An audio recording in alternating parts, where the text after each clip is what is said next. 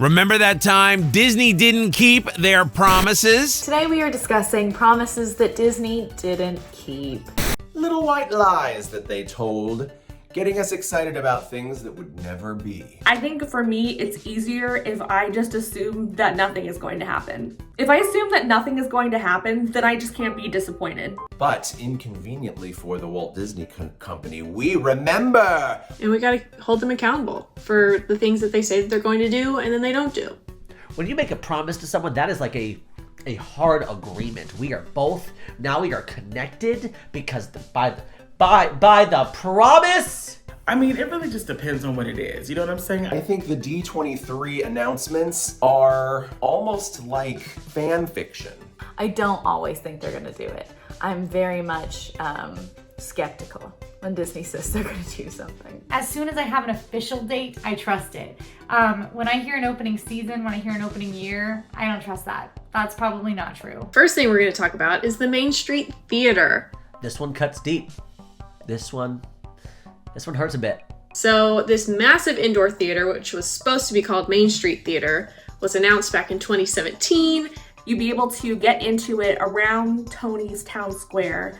They even had permits that were filed. I know because I found them, because I'm a nerd. They had concept art come out, they had artists work on, and the project just never broke ground. We've actually never heard of it again. Disney just removed it from their coming soon projects on the website. Like we wasn't gonna find out. People will always see it because there are people like us at AllEars who check those websites every single day. We watching you, Disney. And you know, if you said it and you don't do it, we gonna know. And we gonna let the people know. So they think they're being sneaky, but we're always gonna catch it. That's why you should follow us. We're investigative journalists, okay? You might as well call us Private Eyes. Or Private Ears.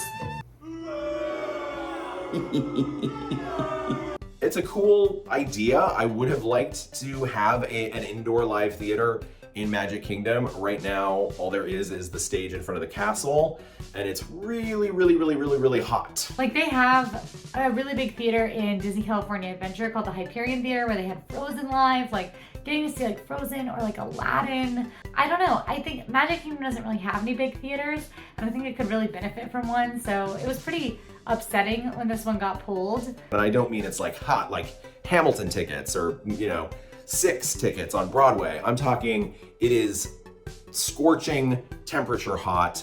I had a thought, and I'm pretty sure that's where we were going to get like our version of the Golden Mickeys, which is where it was like a variety show of a bunch of different intellectual properties. I would have liked to have seen some princess-based shows. An adaptation of the Aladdin show, like the Broadway show. Like that's what I would want to see. I think that would be really cool. Any Disney on Broadway show.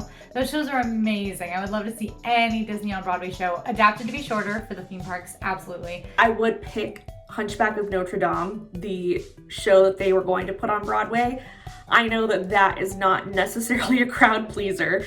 It's kind of dark. I would love to see something like Disneyland had in the 90s, a show called Animazement. It starts with a sketch comes alive on the page, and they capture our hearts when they step on the stage. Now, one thing I will say is I definitely wish that when Disney decided to table a project, whether it's indefinitely tabled or like put on hold, or if they've just decided to scrap it completely, I wish that they would say that.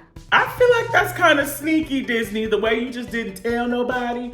You just took it off the website. Sneaky, you sneaky sneak. I understand Disney not wanting to make a big fanfare. I don't love that because it kind of keeps people waiting for things. And then Disney's like, what are you talking about? We never said that. Well, we found out because we waiting for it, okay? Clock's ticking. We want an explanation, Disney. We want to know what happened. I mean, for me, whenever I make a mistake, I'm not going out there being like, hello, everyone. But they don't do that. They actually gaslight us and say, what are you discussing? We never said that. I said I was going to go to the gym in 2022 and that did not happen. I just kind of like, just let it be. And we're not going to stop until we find out.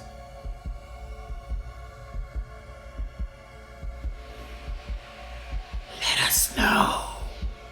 That was my impassioned plea, okay? Bring them back. Another one of Disney's unkept promises was bringing all the trams back. Ha ha. The parking trams. The Trams! Oh, this is a good one.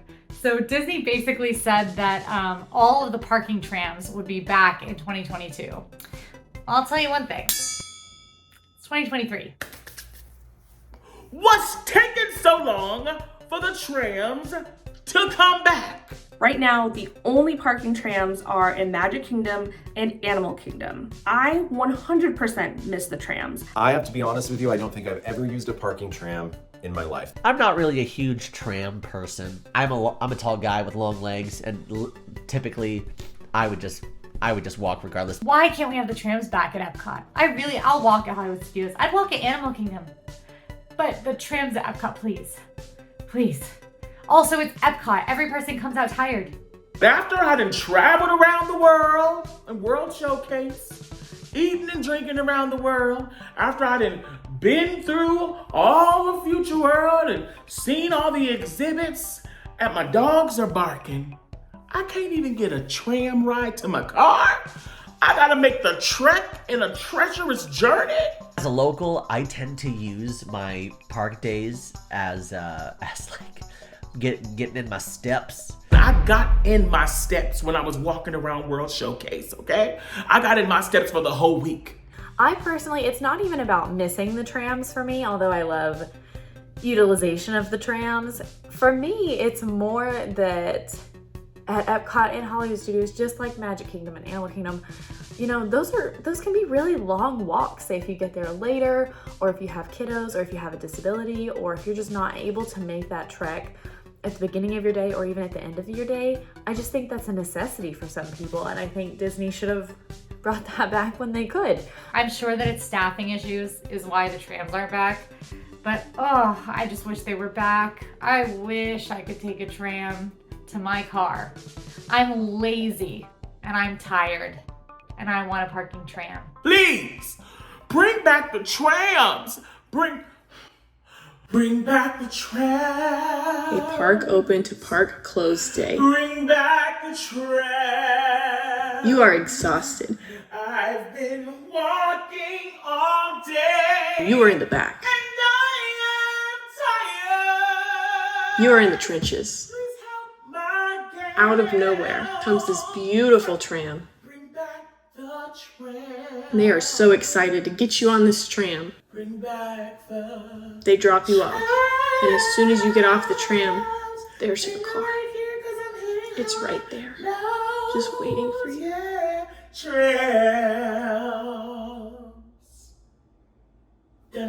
Technically, they were all free. They were free at the time because we had prepaid for them. I don't even want to mention the dining plan because every 5 seconds someone asks about the dining plan returning. The Disney dining plan is, or was, basically a part of your vacation plan, a part of your vacation package, where you could pay a bulk rate for your food, and then you had credits that you could spend at the restaurants or spend on snacks. A lot of the times they would have a deal on the dining plan, so maybe it would be free. It was like basically prepaying for your food, and you got a certain amount. And if you went past that, of course, you then had to pay for your own, but it was kind of like a built-in plan for your dining.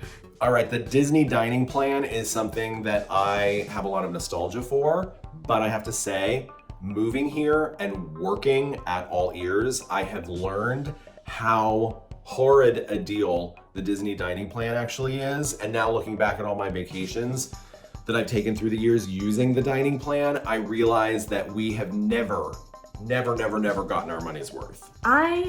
As a kid, we loved the dining plan. Being like 10 years old and being able to be like, 1 snack, please. I miss it. I'm so hurt by this one.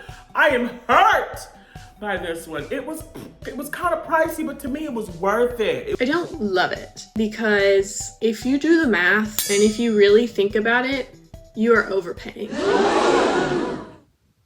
Did I just say that? Yes, I did. Just so easy. It was so simple. It made your trip all inclusive.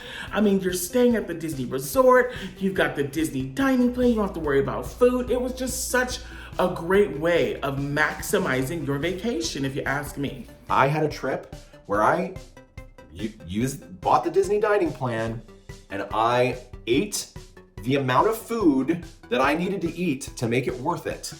And I got in bed and felt a kind of a way that I have never felt before in my life. There was a time where I was on a family vacation and we had the dining plan and we did not properly disperse all of our snacks throughout the vacation. And so it was the last night, like we were flying out in the morning. It was the last night and we had like 20 snack credits. It was a way that if I didn't go into the restroom and reverse the process of having eaten all that food, that I definitely wouldn't be able to go to sleep. I might have to go to the hospital. Like we were just grabbing any kind of snack we could, but we also had to grab ones that were able to travel because we were about to get on a plane and leave. But it was the amount of food that you had to eat on the dining plan to break even. I ate it all. If we're learning anything from Disney and how they're operating right now, is they're like, oh yes, we're gonna give you the thing back that you think you remember, but we're gonna give it like a different twist. Now, they did recently announce the Disney Dining Card, which is kind of a promo. It's like a deal. If you book a certain thing, you can get this dining card, which functions a lot like the dining plan, but it's not the dining plan. Maybe I'm a bit of a skeptic, but I personally think that the dining plan might be quietly dismissed. No one talk about it. Look, we said a thing, we messed up, that's on me, okay? But just no one say it, no one move. No one move, and everybody will pretend nothing was ever said. I personally don't think they're going to bring it back, at least not anytime soon. Shh, quiet, shh, close your eyes, quiet, shh. For a while, I was convinced that Disney was just gonna just not bring it back and not say anything about it either. They're just gonna be like, hope they forget about that.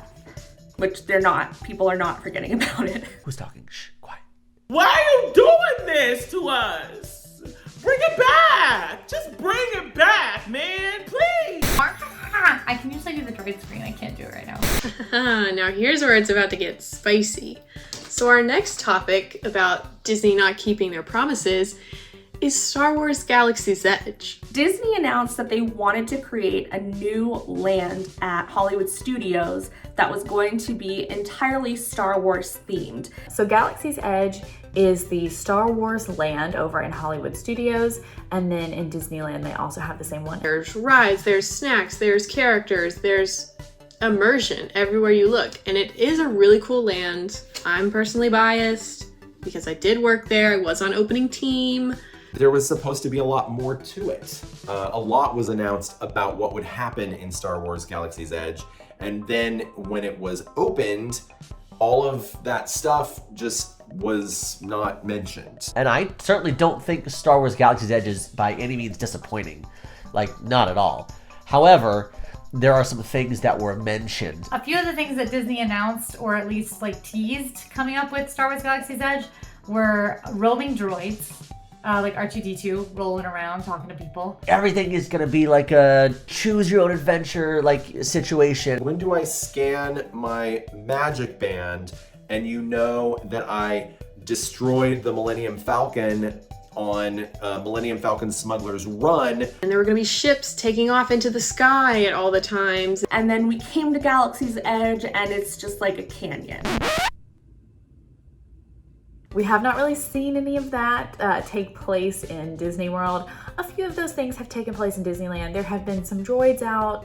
They have added characters like the Mandalorian and Grogu who kind of roam, and sometimes you will see Rey and Chewie roaming around Galaxy's Edge here in Orlando, but it's just not kind of what they said it would be. But I'm kind of the idea of the opinion that these ideas were so out there that they weren't realistic. I honestly just think money played a big part into it. I literally just think they were like, whoa, we are crazy over budget. We're trying to get this Galactic Star Cruiser thing happening too, and that's not gonna happen. There's no way we can do all of this at the exact same time. So I literally just think it was a money-based situation and they had to pull back.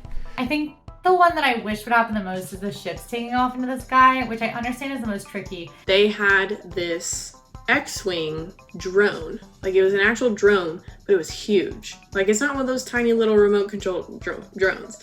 Like, it was this huge drone that looked like an X-Wing. Like if there was a nighttime show in Galaxy's Edge where like the ships flew around. Unfortunately, there are like ordinances here in Florida where it's a lot harder for them to use drones. That's why like Disneyland Paris has a really cool drone involvement in their nighttime spectaculars, and we don't here.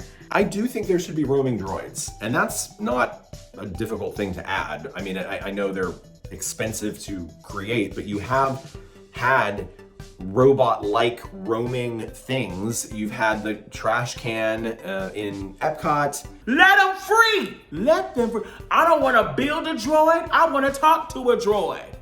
Okay? If I could just be eating my Ronto wrap and be like, oh, R2. Ooh. Okay. I think a droid that, you know, someone's walking around controlling and, you know, it beeps and does all the cool stuff, that seems like a very doable, reasonable sort of effect, and I hope that they add that in the future. You know, now that I've been through this whole thing, overall, I would say you got some splaining to do, Disney. However, I'm the kind of person that believes in aim for the moon, and if you don't get it, you land among the stars, that sort of thing. And sometimes, unfortunately, due to either budget cuts or creative differences, you know, sometimes they can announce something and then later go back on their word. Disney is about 50-50 when it comes to keeping promises. If Disney announces 10 things, you're gonna get at least 5. So, do I think they're good at keeping promises? Not necessarily. But do I think they keep promises like most people? Yeah. I want to talk to droids, okay? Beep, boop, boop, beep, beep, beep. Ah! Because you know they scream. Them droids be screaming. R2D2. Ah!